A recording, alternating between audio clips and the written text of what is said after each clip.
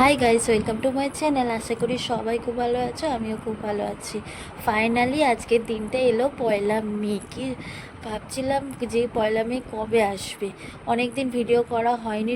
Sorry guys, আমি এবার থেকে ডেলি ব্লগ দেব, চেষ্টা করব ব্লগ দেওয়ার। কারণ হচ্ছে মন মেজাজ ভালো ছিল না, কারণ আমার মা আগামী আগের মাসে মানে এক মাস হয়ে গেছে মারা গেছে পয়লা মেতে। ইচ্ছা করছিল না ব্লগ করতে, কিন্তু আমার মায়ের ইচ্ছা ছিল যে তুই ব্লগটা কর, তাই জন্য ব্লগটা করছি। একটু তোমরা সাপোর্ট করো আর পাশে থেকো।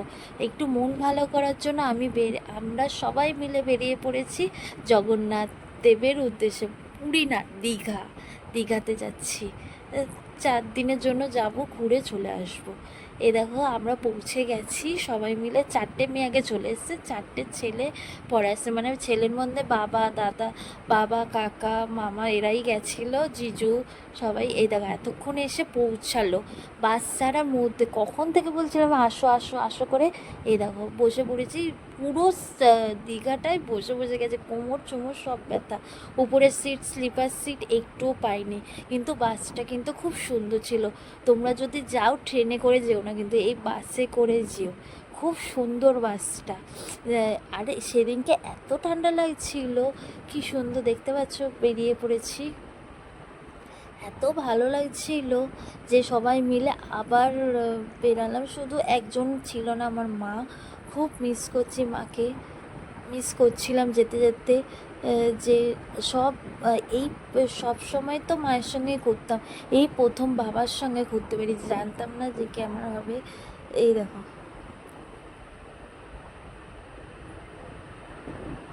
ভেবেছিলাম যে ঘুমাবো, একটুও ঘুম হয়নি বাসের মধ্যে। আমি আর আমার বোন জেগেই ছিলাম। প্রিন্সেপ ঘাটটা দেখো এত সুন্দর লাগছে, অপূর্ব অপূর্ব, খুব সুন্দর লাগছে। আর এই বাসে কিন্তু ভালোই, কে আবার 6 টাকা দামের জলের বোতল দেবে দেখো।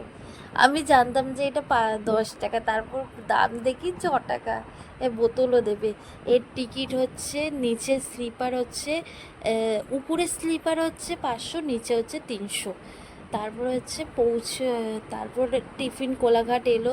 ভালো, খুবই ভালো চালিয়েছে। 1:30টার মধ্যে আমাদের কোলাঘাট পৌঁছে দিয়েছে, যেখানে বলেছিল যে 2টোর সময় কোলাঘাট পৌঁছাবে।